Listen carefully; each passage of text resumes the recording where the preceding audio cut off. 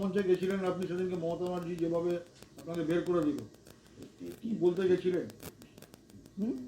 আমি বলতে গেছিলাম, আমি তো একজন সক্রিয় সৈনিক।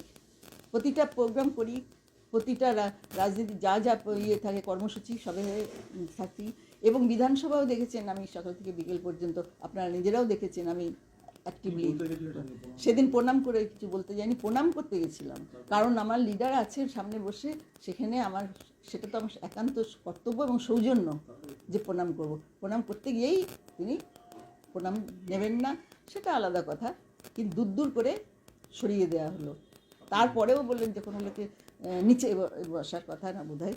আমি যে আমার পায়ে অপারেশন আছে, ইয়েতে পা নিচে বসতে পার। ওকে বাড়ি পাঠিয়ে শিয়াল কুকুরের মতো দূর দূর করে ওকে বাড়ি পাঠিয়ে দেবে বলা হলো। পুলিশ দিয়ে না, সঙ্গে বোধহয় আর কে ছিল আমার সেই মুহূর্তে আমার অত মুখ মনে নেই। আমি কিন্তু যাইনি, আমি তাও সিন ক্রিয়েট করিনি, কেন হাজার হাজার ওখানে ইয়ে ছিল, এই প্রেস মিডিয়া ছিল এবং সারা দুনিয়ার লোক থেকে দেখবে। আমি অসম্মানিত বোধ তো চূড়ান্ত, কিন্তু আমি রিয়্যাক্ট করিনি। নেত্রীর দিকে তাকিয়ে যে এটা করলে ওপর দিকে থুতু ফেললে নিজের গায়ে পড়ে, কারণ দলে আমি রয়েছি।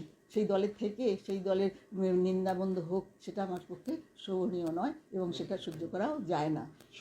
শেষ পর্যন্ত আমি বসে 4 ঘন্টার উপর বসে থাকলাম ধর্নায়, অ্যাজ ইট ইজ বসে আছি। কিন্তু কে ইয়ে করেছে, ছবি তুলেছে না তুলেছে সবাই প্রকাশ্য দেখেছে, তো এটা তো কোনো লুকানোর কথা না। এবং এই ডায়লগটাও সবাই তো শুনতে পায়নি, সামনে দূর থেকে ছবি তুলে নিয়েছে, কিন্তু এই ডায়লগে আমাকে বাড়ি পাঠিয়ে দেওয়া হবে। তাহলে যে কি কারণ তো সেটা দর্শায়নি, আর আমি কারণ জিজ্ঞেস করতেও যাই। ডায়লগটা এটাই ছিল যে ওকে বাড়ি পাঠিয়ে দে, কিন্তু এটা দুর্দান্ত অপমানজনক কথা। বাড়ি আমাকে পাঠিয়ে দিতে হবে? আমি কি অনধিকারভাবে সেখানে গেছিলাম? আমার হক রয়েছে, আমি তোমার একজন সহকর্মী। কতটা ব্যথিত? ব্যথিত মানে অপমানিত, ব্যথিত চাইতেও অপমানিত। যে অবাক লাগলো আমার, এই আমি কোন সমাজে বাস করছি? সভ্য সমাজে?